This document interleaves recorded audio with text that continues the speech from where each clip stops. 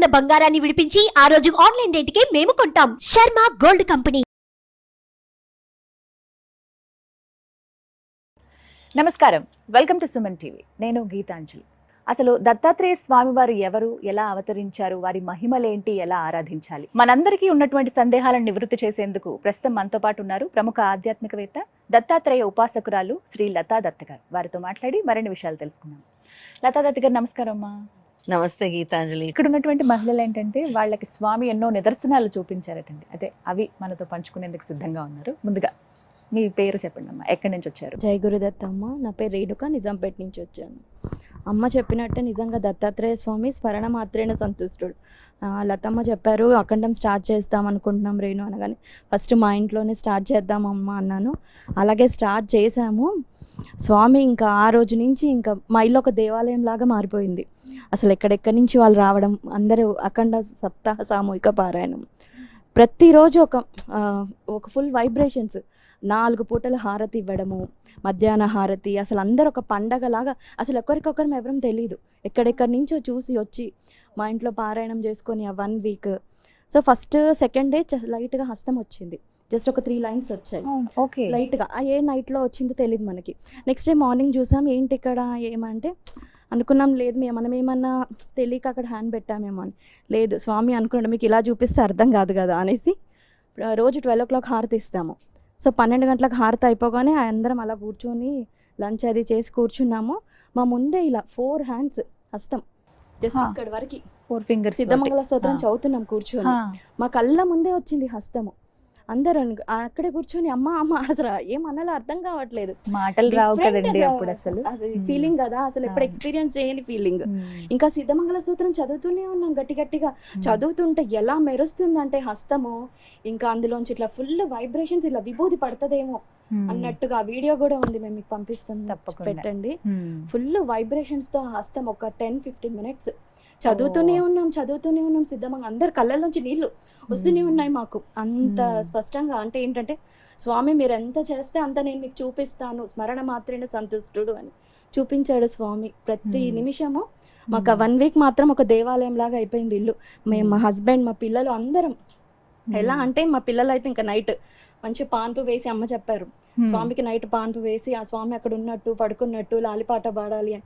అందరం అలాగే చేస్తాం. ఇప్పటికీ మా చిన్నబ్బాయి, మమ్మీ మళ్ళీ ఎప్పుడు చేసుకుందాం మమ్మీ, డైలీ మధ్యాహ్నము లంచ్ పెట్టడము స్వామికి, అలా బయటికి వెళ్ళి అమ్మ లతమ్మ చెప్పినట్టుగా మేము అన్ని ఫాలో అయ్యి చేసాము. స్వామి లోపలికి రావచ్చా అనేసి కొట్టడము, రోజు పడుకున్నాక లాలిపాట పాడడం, స్వామికి కాళ్ళు ఒత్తినట్టుగా. అంటే ఎంత మేము సరెండర్ చేసామో స్వామికి, ఆయన అన్ని నిదర్శనాలు చూపించారు. ఇప్పటికి ఎవరైనా అనుకున్న వాళ్ళకి కూడా ఇది ఒక అంటే ఎగ్జాంపుల్. స్వామి ఏంటంటే ఎప్పటి నుంచి ఆరాధిస్తున్నారండి? ఒక 7-8 months. ఫస్ట్ అమ్మ త్రూ, నేను అమ్మ ఛానల్ చూసే నేను స్టార్ట్ చేశాను సిద్ధమంగళ స్తోత్రం. సో ఒకసారి మా ఇంట్లో కూడా పెట్టించుకుంటే బాగుండు సిద్ధమంగళ స్తోత్రం అని అలా కంటిన్యూ కాల్స్ మెసేజ్ చేస్తుంటే, ఒకరోజు అది కూడా వినాయక చవితి టైంలో, నవరాత్రి టైంలో నాకు కాల్ వచ్చింది అమ్మ నుంచి. అది కూడా 1 miracle. అమ్మ ఈరోజు ఇంకా మీ ఇంట్లో చేస్తాను అని చెప్పారు. ఆ రోజు రావాల్సింది ఉందన్నమాట. ఆ రోజు ఎర్లీ మార్నింగ్ కలలో అలా ఎవరు నడుచుకుంటూ వచ్చేస్తున్నారు మా ఇంట్లోకి. ఎవరు అంటే నేను దత్తుని అని చెప్తున్నారు. నిజంగా అన్నట్టుగానే స్వామి వచ్చి కూర్చున్నారు. నమ్మి చేస్తే మాత్రం తప్పకుండా ఆయన చూపిస్తాడండి. ఈ కలికాలంలో పట్టుకోవాల్సింది మనం గురువునే. నిజంగా దత్తాత్రేయ స్వామిని పట్టుకుంటే ఆయన ఉన్నానని ప్రతి క్షణం ఆయన చూపిస్తాడు. మనం ఎక్కడన్నా మర్చిపోతామేమో కానీ ఆయన ఒక్కసారి మనల్ని పట్టుకున్నాడంటే ఆయన వదలడు. ఎందుకంటే మేమే నిదర్శనం దానికి. దాదాపు ఆల్మోస్ట్ 1 year నుంచి ఎక్కడ స్వామి ప్రతి అడుగున ఉండి మాత్రం నిత్య పూజలు ప్రతిదీ. నిద్ర కూడా లేపారు కదా మా ఇంట్లో అఖండం అంతా అయిపోయిన తర్వాత ఒక 15-20 days తర్వాత 1 month 2 months వరకు కూడా మాకు లైన్స్ రావడము, ఏదైనా మొక్కుకోవడము, లైన్స్ రావడము, ఏదో ఒకటి వస్తూనే ఉంటాయి అన్నమాట. మొత్తం అక్కడ అఖండం పెట్టాం కదా, ఆ వాల్ అలాగే వదిలేసాం, ఇంకా దాన్ని ఏం చెరపలేదు, అలాగే ఉంది. సో అలాగే ఒకరోజు ఎర్లీ మార్నింగ్ 3:30 అయింది అనుకుంటాను. పడుకున్నాం, నేను మా బాబు అందరం పడుకున్నాము. 3:30కి నాకేమో ఇలా వీపు పైన కొట్టేళ్ళాడు. మా బాబుకి అంటే 3:30 అవుతుంది, ఇంకా హారతి ఇవ్వరా అన్నట్టు లేపేసి భయం వేసింది, ఏంటి ఈ టైంలో ఇలా అనిపించిందని. మా హస్బెండ్కే చెప్తే చూసి అక్కడ ఆ లైన్స్ లేవన్నమాట అప్పటి వరకు. సో అలా లైన్స్ వచ్చాయి, చూడండి మీరు భయపడకండి, స్వామి ఇంకా మీరు హారతి ఇవ్వట్లేదని మిమ్మల్ని లేపుతున్నాడు అనేసి. చాలా అండి, నమ్మి చేస్తే మాత్రం స్వామి తప్పకుండా ఆయన మహిమలు చూపిస్తాడు. Thank you. ఎంత ఎగ్జైట్ అవుతూ చెప్తున్నారా ఆనందమే అర్థం అవుతోంది స్వామి అనుగ్రహం.